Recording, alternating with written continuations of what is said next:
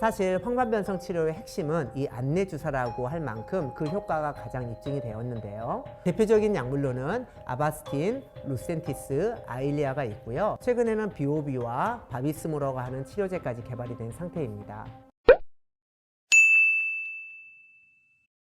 어떤 약물을 사용하는가도 중요하지만 사실 치료 요법도 굉장히 중요해요. 주사 치료 프로그램이 이 세 가지로 나눌 수 있는데요. 첫 번째 방법은 과거, 즉 주사 개발 초기에 진행했던 방법인데요. 무조건 정기적으로 주사 치료를 하는 거예요. 예를 들어 루센티스는 매달 한 번씩, 아일리아는 2달마다 계속 주사를 하는 거죠. 근데 그렇게 주사를 하다 보면 환자분들이 너무 자주 맞게 되고 비용도 감당하기 어려울 뿐더러 굳이 그렇게까지 하지 않아도 효과가 있다는 것을 알게 되었어요. 그래서 두 번째 방법이 나왔는데요. 바로 필요시마다 치료를 하는 거예요.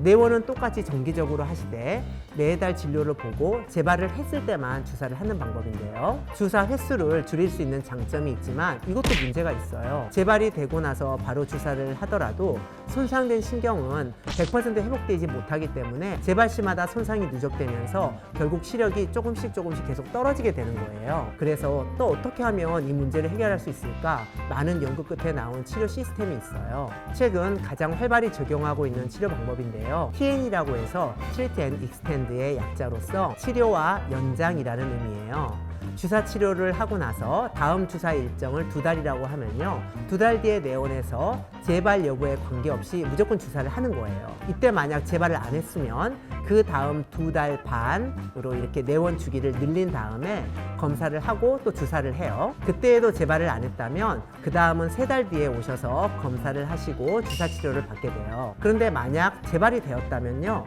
그 다음 방문은 2주를 더 앞당겨서 하게 되는 거죠. 즉 내원 시마다 재발 여부에 관계없이 무조건 주사를 하는데 환자분께 알맞는 주사 간격을 찾아가는 과정이라고 생각하시면 되고요.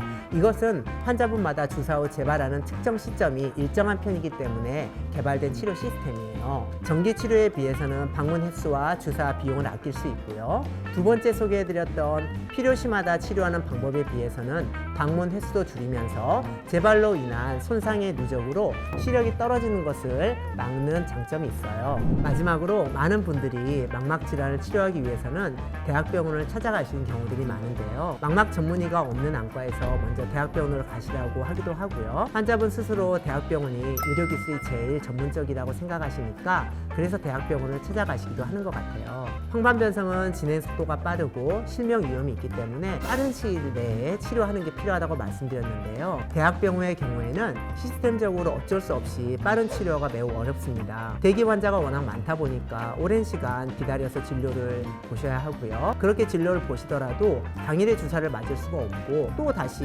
예약을 해서 다시 오셔서 주사를 맞으셔야 되는 그런 상황이 발생하는 거죠. 이렇게 되면 시간 낭비도 시간 낭비지만 환자분의 시력을 회복하고 유지하는 데 큰 장애가 되는 거예요. 지난번에 제가 망막박리 환자분들은 어떻게든 당일에 수술해드리려고 한다고 영상을 찍은 적이 있었는데요. 망막박리는 아예 수술이 필요하기 때문에 준비 과정이 조금 복잡하지만 안내주사는 그러한 복잡한 절차 없이 진행이 금방 되니까요. 얼마든지 당일 주사 치료가 가능합니다.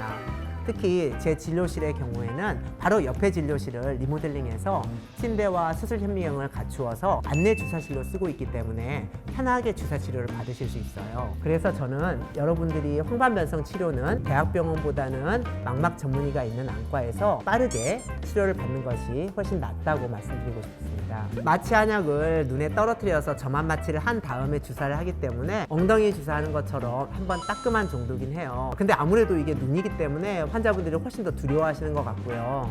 처음에는 그러시다가 여러 번 자주 치료를 받으시면 점점 익숙해지시는 것 같습니다. 그래도 예민하신 분들이 계시거든요. 그런 분들은 제가 차트에 미리 표시를 해뒀다가 그런 분들은 마취 한약을 좀 텀을 두고 한 번 더 점안을 해드리고 나서 주사를 하면 좀 편해하십니다. 오늘은 황반변성 치료에 대해서 전반적인 정보를 알려드렸는데요. 황반변성을 앓고 계신 분들께 조금이나마 도움이 되셨으면 좋겠습니다. 모든 분들이 적절한 치료 시기를 놓쳐 시력을 잃는 그런 일이 없기를 바라면서 이번 영상을 마치겠습니다. 궁금한 사항이 있으시면 댓글을 남겨주시고 유익한 영상으로 찾아뵙겠습니다. 감사합니다.